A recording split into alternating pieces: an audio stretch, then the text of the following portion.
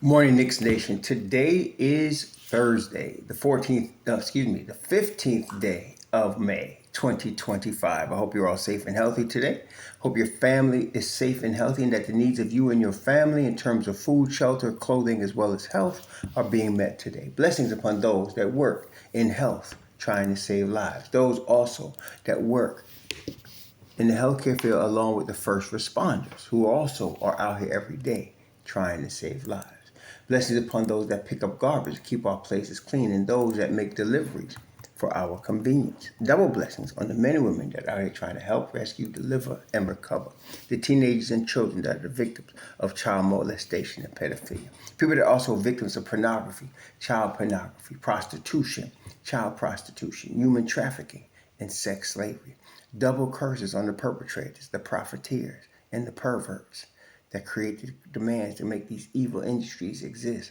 Finally, double blessings on the homeless. More than 700,000 men, women, children, families, senior citizens, and veterans homeless in the United States of America. Blessings upon them, for theirs is the kingdom. There was a basketball game at TD Garden in Boston last night. The New York Knicks lost to the Boston Celtics 127 to 102. It was a situation that was pretty much the opposite of what we've been seeing. The Knicks were ahead after the first quarter, 32-30. The Knicks were tied. They were tied with Boston at 59 all.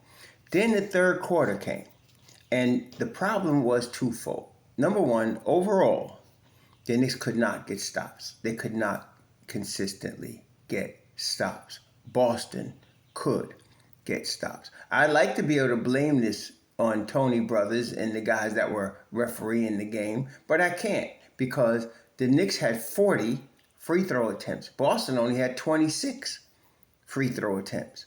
And so they were killing the Knicks on the boards. Well, I wouldn't say killing, but they won the board battle 44-40. Offensive rebounds were 12 all, so I wouldn't say killing. But the New York Knicks shot 40% from three. Boston shot 45% from three. Boston shot 49 threes. The Knicks shot 30. And that was a bit concerning. Defensively was the breakdown. And I can't completely say they weren't playing good defense. They were playing horrible defense in the fourth quarter when Brunson was getting beat left and right. He was the big leak. But part of that was because he had 5 fouls. So that was a problem there. He's already the weakest defender we have in the rotation. But the 5 fouls caused him to even hesitate more. So that was not good. And that's really what took us out the game from any type of hope of comeback. Brunson spending a lot of the third quarter on the bench and then fouling out in the fourth. That was a big problem. He played 33 minutes last night, which is probably around 6 minutes, 5, 6, 7 minutes less than he would normally play in the playoffs. And Anunoby had a horrible game, 1 for 12, and also he also had it was almost as if, well, it was the Knicks played worse when the Celtics did not have Jason Tatum, and the Celtics played better without Jason Tatum than they played with. It was almost as if the Knicks didn't know what to do when there was no Tatum out there to worry about. And so, Mitchell Robinson played great. He and Deuce McBride were the only two bright spots, and both of them were -9. But Mitch Rob had 13 boards, 6 on the offensive end, 8 points. He was 6 for 6 from the foul line with the hack of Mitch. And so, I never thought that made any difference anyway. Deuce played 29 minutes. He had 11 points. 3 of them was in garbage time, but he was playing tremendous defense on the Celtics. Those are the two bright spots. Mikal Bridges, had a rough shooting night. He was trying his best, but as a group, really, this is the problem. Again, look at this now. Jalen Brunson shot the ball 17 times. Karl-Anthony Towns got 11 shots. They have got to get Towns the ball, especially the starter game. Towns had 19 points and 8 boards, played 29 minutes himself with 4 fouls. Now, he did commit the usual Karl-Anthony Towns stupid fouls. One time he just pushes, I think it was Brown or who it was, or Porzingis, just pushes him right in front of the referee. It was dumb. I'm not, it's two of those are just dumb fouls. But Jalen Brunson has got to get Karl Anthony Towns involved offensively. He's got to get him the ball. That's the problem on the offensive end. Defensively, though, to me, what happened with Derek White hit 7 3-pointers. He was 7 of 13 from 3 for 34 points. Jaylen Brown hit 3 3-pointers. He was 3 of 5 for 26. Most of Jaylen Brown's was, as we know, from inside the paint. I thought they would put OG on Brown, and they did, but Boston was smart. They kept switching off of OG. And what happened was it was McCall guarding Brown, and Brown was getting into the paint. Nobody was paying enough attention to Derek White.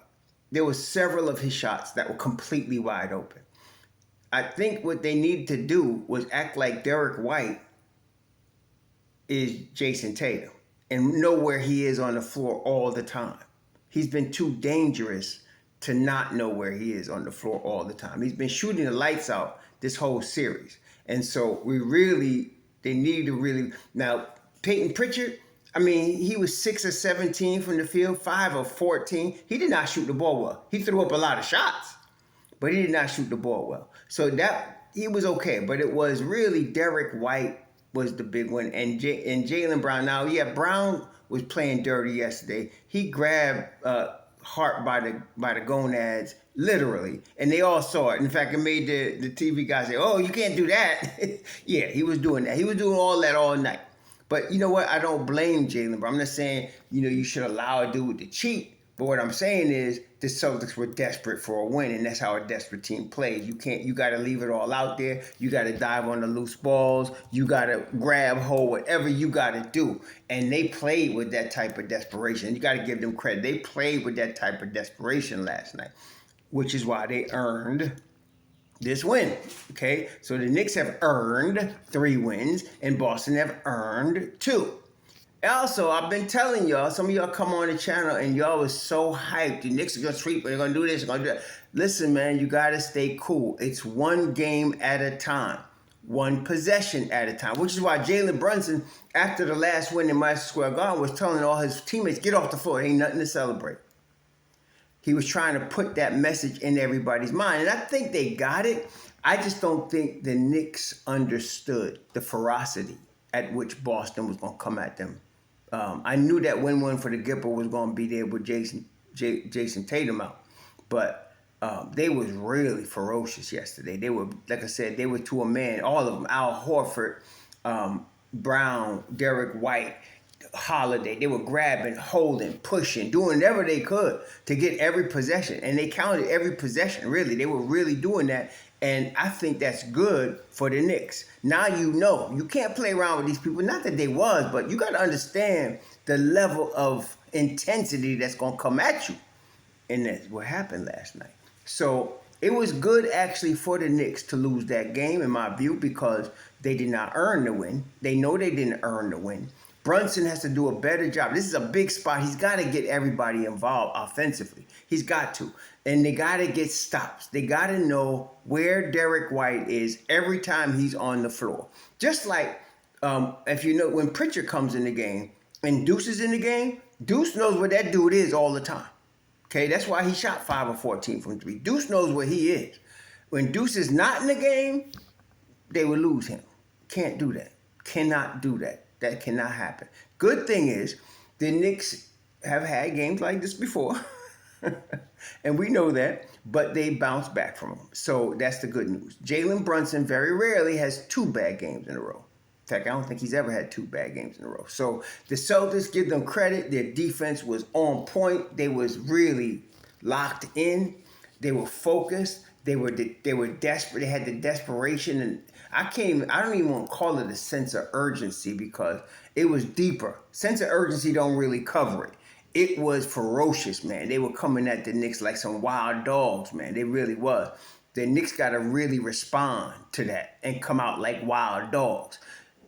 Brunson got to understand, Cat needs to have the basketball. You cannot have Karl Anthony Towns with 11 shots in a game, especially a game when you're trying to finish off the opponent. He has got to get a lot of shots. He's got to get a lot of shots up. Okay, period. Josh Hart got 15 shots, but that was because they were leaving him open to shoot. And Josh Hart shot 5 of 9 from 3. You can't ask for much more from that. He's hitting the 3. They're giving it to him. He was hitting it. 5 of 6 from the line. Nasty gash over his eye, but of course, tough as nails Josh, he came back, So, you want to play physical? He can F with that. You know what I'm saying? When I saw that, I said, you want to play Josh physical? He can F with that. There's no problem. We could do that. So I'm not worried about that. I'm glad Mitchell Robinson played 23 minutes. I'm glad he had 13 boards and 8 points. That was tremendous. 2 steals, a block. He was playing. He was the one that was really keeping the Knicks in this game. His play. So we go into the Garden tomorrow night. I'm not going to be able to see the game, but we go into the Garden tomorrow night. And you know what? They better be ready because Boston knows. They still in desperation mode. They are desperate to get this back to Boston. Okay? And the Knicks have to be desperate to end this thing tomorrow night. So look at the film, get your defense fixed, and get ready to play. Okay? Get your defense fixed and get ready to play. Now, I have to give a little bit. The refereeing was a little shoddy in the sense that the Knicks on the defensive side of the game, they need to be aggressive. They need to be in the flow. Now, while Boston only got 26 fouls, there was a lot of non-foul shooting calls made on the Knicks that really stopped the flow of their defense a little bit. So I give the refs a little bit on that, but I can't be too critical of them, being that the Knicks shot 40 free throws. Can't be too critical, man. So is what it is. They got to come back tomorrow night, and they got to be ready. Because I'm glad Boston let the dogs out last night. And the Knicks have got to understand this is what it is right now. Okay, this is what it is. And my hope, my consolation is they will understand. The Knicks will understand that they got to come and do that. It's not like they're going to be clueless. No, I think some things, look, there are things that you have to experience to learn from. Okay, there are some things you can learn. Wisdom can be gained by the mistakes of others. In fact, the wisest of people will learn from the mistakes of others. If you see and observe others making mistakes, the wise people will say, okay, I've seen how that works out. I'm not making that mistake. But in sports is one of those areas that unless you experience it, it's hard. You can't really duplicate it, and you don't understand it unless you experience it. The ferocity at which Boston came at the Knicks needed to feel that. Just like the ferocity at which the Detroit Pistons came at the Knicks needed to feel that. Okay? And I remember saying, some of y'all, I said, if the Knicks come out of Boston with 2 wins, I think the Knicks will win in 6. I still think the Knicks will win in 6. Just like I told y'all, if the Detroit split New York, the Knicks will win in 6. Now, if the Knicks come out of Boston with 2 wins, which they did, they'll win in 6. And they did. And at that time when I said that, nobody was picking the Knicks to win this series. They were picking the Knicks to lose in either 4, 5, or 6. Some people, like Perk, says 7. But here we are, game 6, 3-2. New York is up. They got to come with this. They got to come with the serious noise tomorrow. And I'm not talking about the fans. I'm not saying the fans don't matter. It's going to be Madison Square Garden crazy today, and there's no arena on earth that gets as crazy as Madison Square Garden. So it's going to go crazy. But that ain't going to help them. They got to come. Brunson, Towns, the players got to come with a ferocity that's to come seek and destroy Boston. They have to do that. We'll see. I believe they will, but they got to do it. It's got to be done, okay? Y'all enjoy your Thursday. I couldn't sleep last night. That's why I'm late today on this. I couldn't sleep last night. It was bothering me all night. Y'all enjoy your Thursday. Let's come back Friday. Be ready for this game. Sure.